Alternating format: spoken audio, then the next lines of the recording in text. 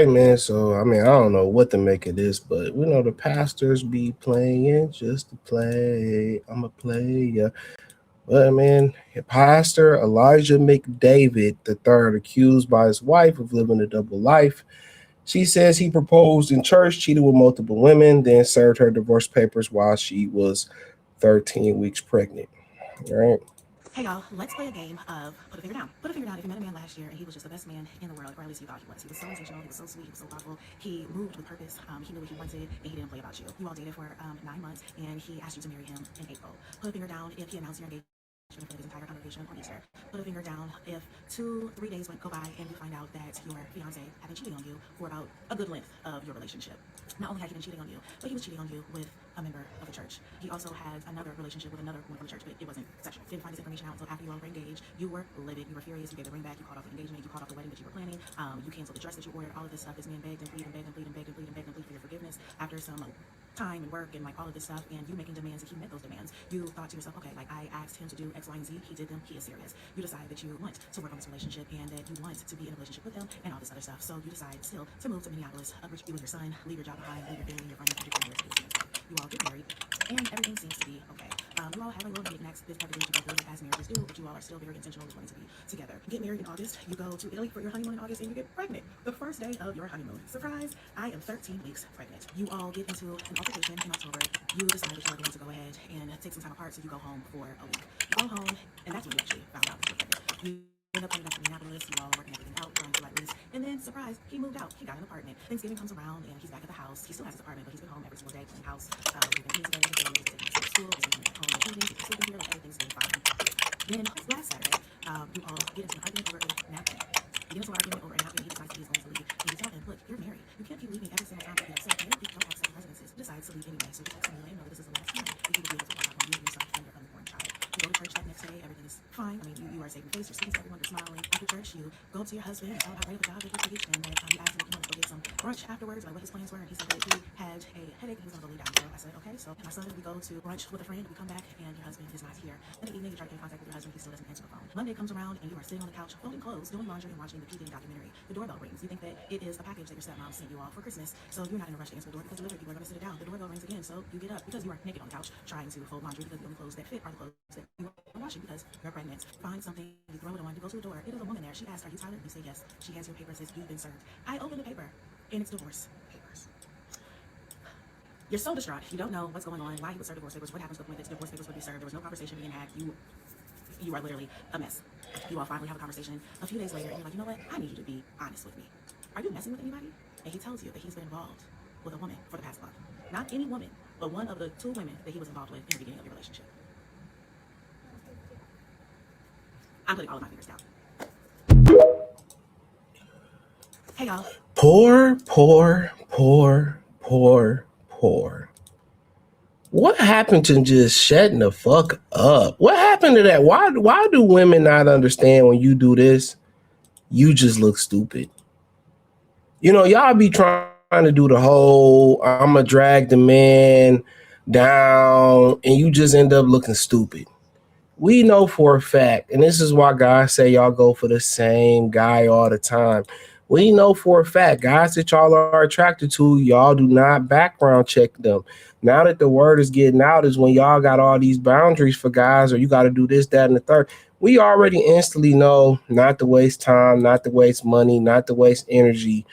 We know you don't like us because y'all will deal with guys like this. Even though you caught him cheating, you still married him, you still got knocked up by him. Come on. Real talk, come on. My thing is this, if you knew that was what it was before marriage, you know what I'm saying? If you knew that's what it was before marriage, in my honest opinion, I just don't get it. Just keep doing what you're doing. When is women gonna be honest and say, you know what, we gotta share these dudes. We only like a select few of these dudes. We gotta share them. We gotta share these select few dudes we like. We have to share them. I don't really understand what's the issue because y'all already sharing them. Y'all be talking about, oh, it's embarrassing and this, that, and the third, and these guys are embarrassing. All right, cool. But it's not embarrassing when you get on the internet and just look like a goofy. You look like a goofy. I left my son, I left my job and this, that, and the third to go be with him. And you're a goofy. You're a goofy regardless.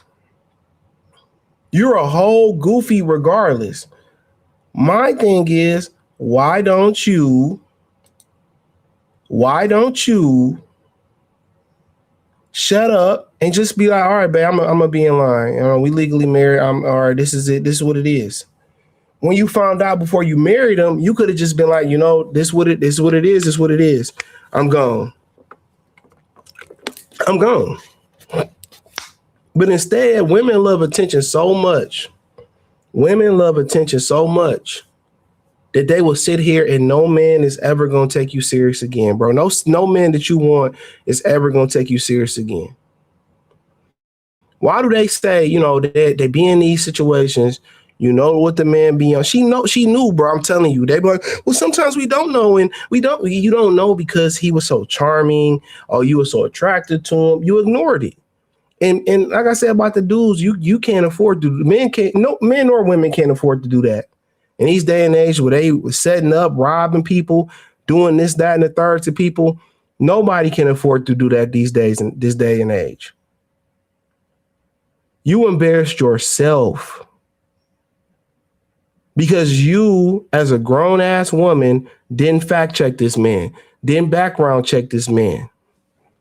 Didn't care. Just be good to me. I don't care about them other girls. Just fall in line. Y'all all hunching on the same dude, and then y'all leave this dude and then go be a side chick to a married dude. Just assume your position. You got the marriage. You knew something was wrong. You knew something was off, and she got the courage to come out here laughing and put a finger. You're a goofy, man. Fucking Bob. We seen why he took advantage of you. You a Bob. You're a Bob. And she think, oh my God, this is so no, you're a fucking Bob. I just don't understand why women think this shit is cute. You know why women do this? Because they don't have no friends no more. These hoes be lonely, man. They don't have no friends no more. So the internet is their friend, where they get there and they destroy their reputation, bro. Jobs gonna see this. Other men go see this. If you want to be on the backdooria side, other friends who want to be a friend with a woman or man who vlogs about their whole life?